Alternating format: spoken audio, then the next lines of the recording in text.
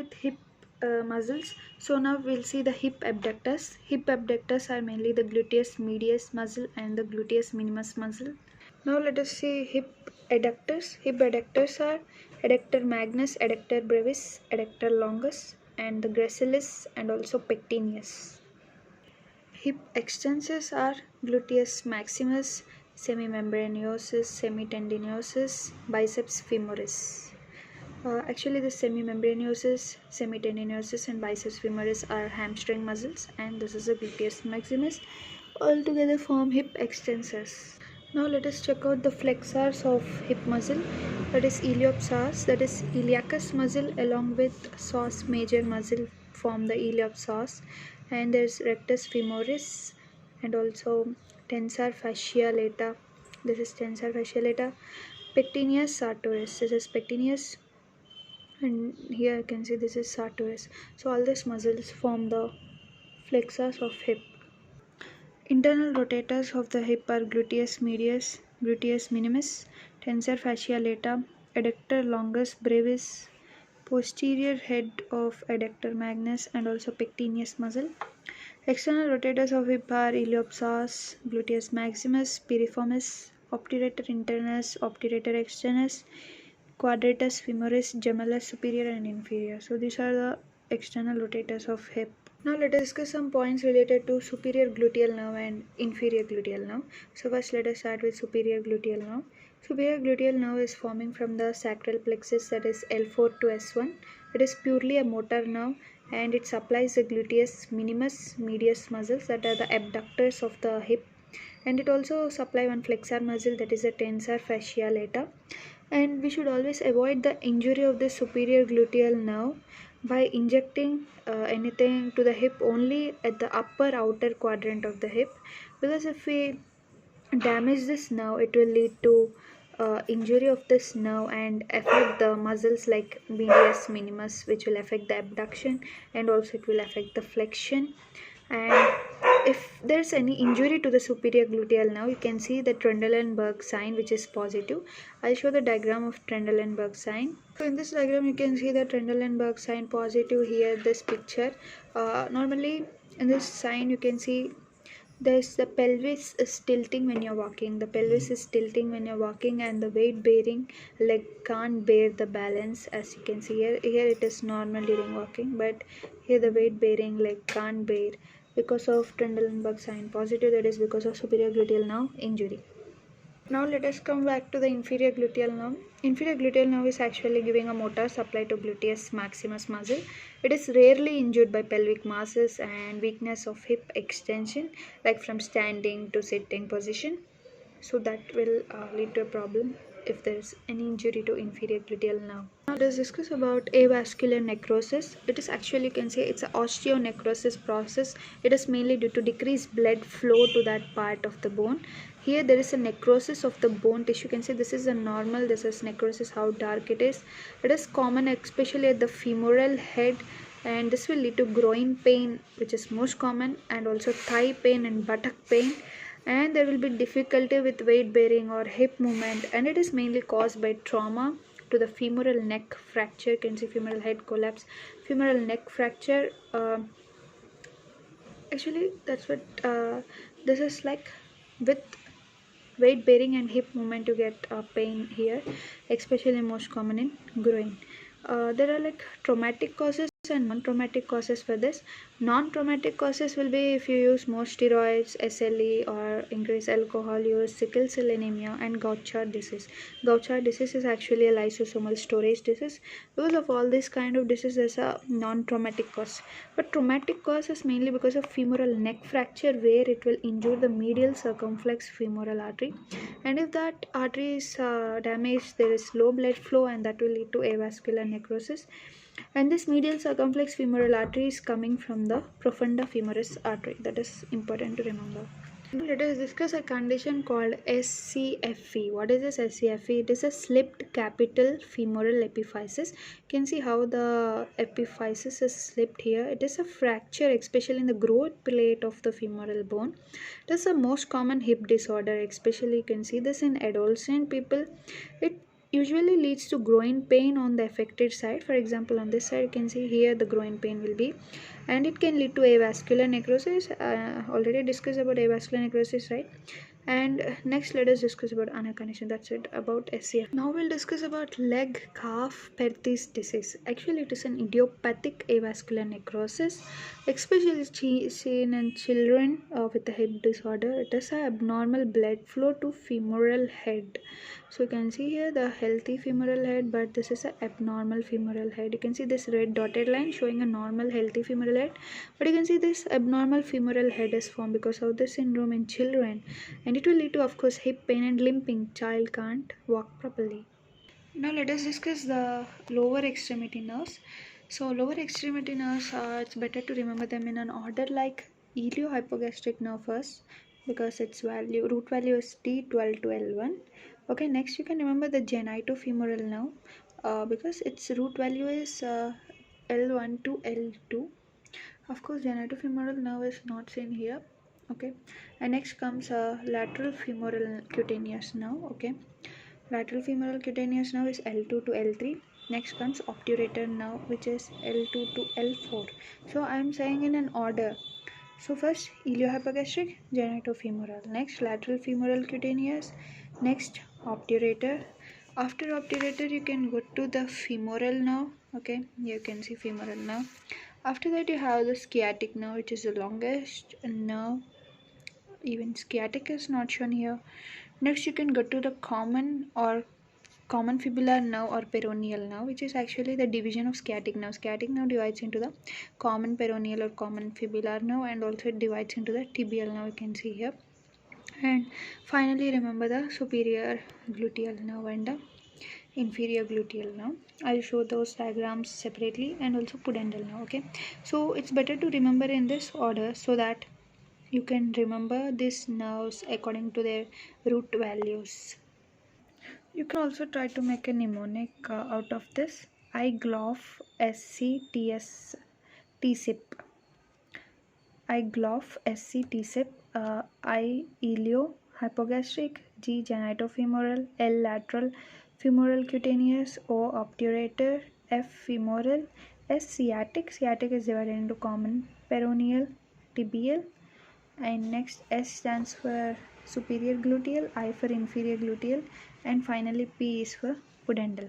So why to remember this order is because here iliogastric nerve is T12 to L1, here genitofemoral is L1 to L2, and here lateral femoral cutaneous is L2 to L3, and here obturator is L2 to L4, and here sciatic is L4 to S3. Remember, sciatic is the longest now, and C is common fibular, it is L4 to S2, and T is tibial, it is L4 to S3, and I is inferior gluteal. Yes, sorry. T is L4 to S3, that is tibial. After that, superior gluteal, right? Superior gluteal is L4 to S1. Next comes the I, that is inferior gluteal, that is L5 to S2. Finally comes the P, that is a pudendal, that is S2 to S4. So if you can remember this order, then it will be easy. Now let us start the discussion on each of the nerve. First we'll start with the iliohypogastric nerve. Its root value is T12 to L1. Actually all these nerves are coming from the lumbosacral plexus, and the lumbosacral plexus have root values from T12 to L4, which is lumbar plexus. L4 to S4 is sacral plexus. This iliohypogastric is T12 to L1. Okay, this is actually giving sensory and motor innervation. Sensory is for suprapubic region. Suprapubic means just above the pubic. For example, you can, this is a body, then you think here just this region below the umbilicus, that region will be the suprapubic region, and it motorly supplies to transverse abdominis and internal oblique. The main cause of this nerve injury is whenever there is abdominal surgery. So the presentation will be the burning, tingling pain in surgical incision site, which is radiating to inguinal and also suprapubic region. Because of surgery, you can remember that it's a suprapubic supplies the transverse abdominis internal oblique. That's it. Next, coming to genitofemoral nerve, you can see here clearly this is a genitofemoral nerve. It gives the sensory supply to the scrotum in the male and labia majora in female. According to the name, you can see genitofemoral. Genito means it is supplying the genital like scrotum and labia majora, and also femoral. Femoral means medial thigh. It is supporting the medial thigh. And the motor it is giving to the cremaster. Cremaster is actually a muscle which is covering the testis and the spermatic cord in male. So it covers that muscle, and the cause of injury for this may be the laparoscopic surgery. Okay, so the presentation for this genitofemoral nerve will be that the upper medial thigh and the anterior thigh sensation is lost beneath the inguinal ligament, and also the cremasteric reflex in male will be lost if there is problem in genitofemoral nerve. Next, let us move on to the lateral femoral cutaneous nerve. Lateral femoral cutaneous nerve sensory supplies the anterior and the lateral part of the thigh. So if you have cause of injury is like some tight clothing, some obesity, pregnancy, pelvic procedures, all this can lead to injury of this lateral femoral cutaneous nerve. And the presentation will be that there is loss of sensation in the anterior and lateral part of the thigh. That is also called myalgia, paresthesia, which is especially the compression of lateral femoral cutaneous nerve leading to tingling, numbness, burning pain in the anterior lateral part of the thigh. Next, coming to the obturator nerve, it supplies actually the medial part of the thigh. There's no diagram of it, but okay, it will supply the medial part of the thigh. Sensory to medial thigh, motor to obturator externus, and all the adductor muscles we already know: adductor magnus, longus, brevis, and pectineus. Right. Along with that, remember obturator externus is also supplied by obturator nerve. Cause of this nerve injury is pelvic surgery or trocar injury, and here the reason is decreased thigh sensation, especially on the medial, and also it will lead to problems in adduction because adduction muscles are supplied by obturator nerve. Next, let us discuss about the femoral nerve. You can see here clearly femoral nerve is giving the sensory supply to the anterior thigh and also to the medial thigh. You can see this is the anterior thigh, some part of medial thigh is also supplied by it, and the motor is given to quadriceps, iliacus, pectineus, sartorius. Among these muscles, the quadriceps muscle is actually both a hip flexor and also a knee extensor.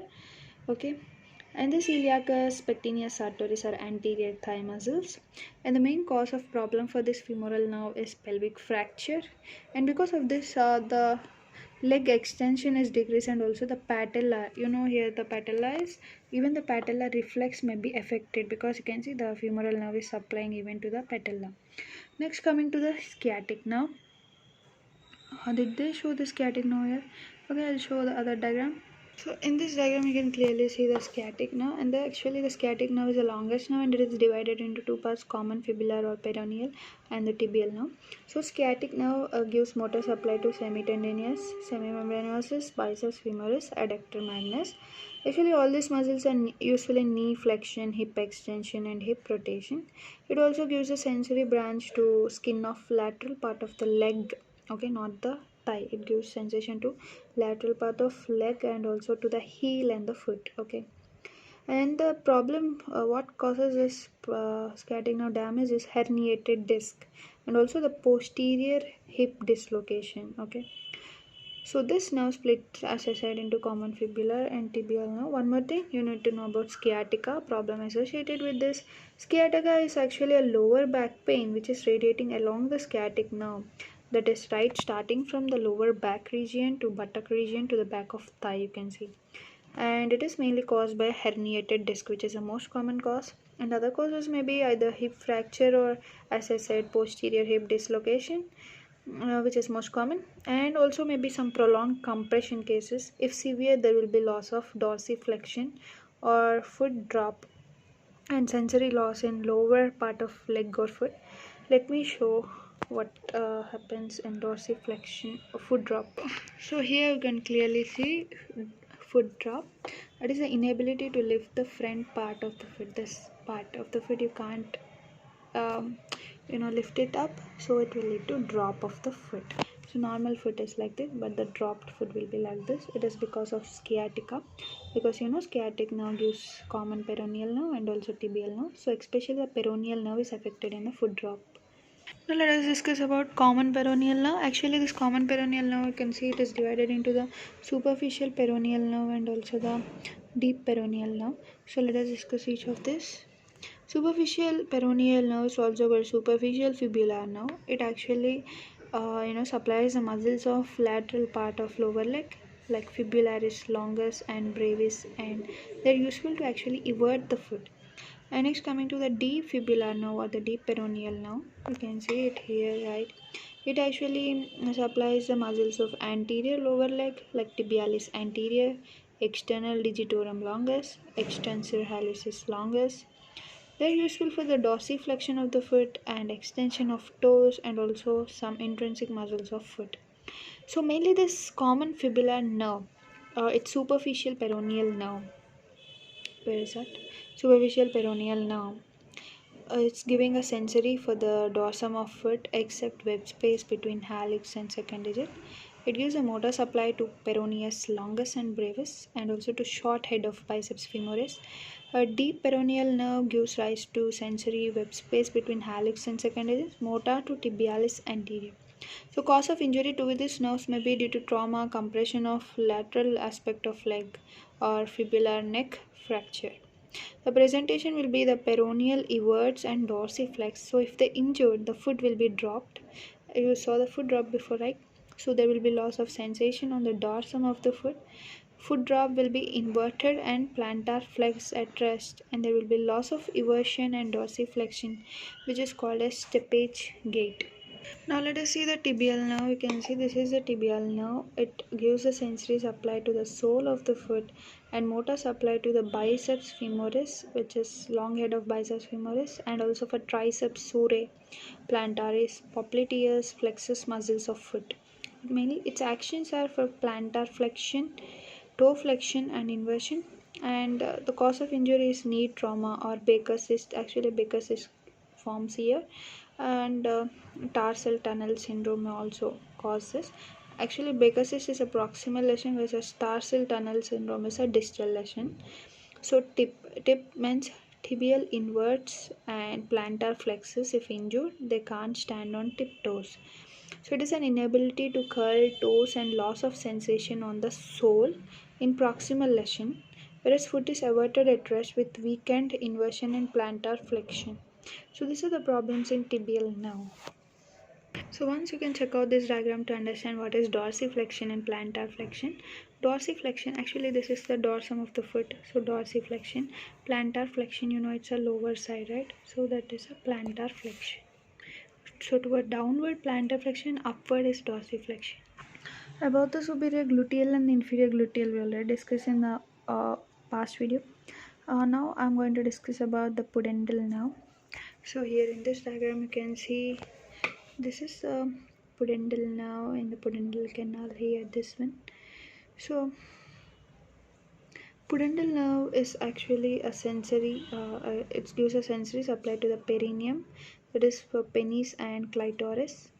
Okay, and its motor supply is given for external urethral and anal sphincters, which is the muscles of perineum and levator ani are supplied by this. So the cause for this injury may be the stretch injury during childbirth, prolonged cycling, horseback riding, and the causes will be that there will be decreased sensation in the perineum and genital area, and they can cause a fecal or urinary incontinence, and this can be blocked with local anesthetic during childhood using ischial spine as a landmark for injection in lithotomy position. So now it is actually replaced by epidural anesthesia these days.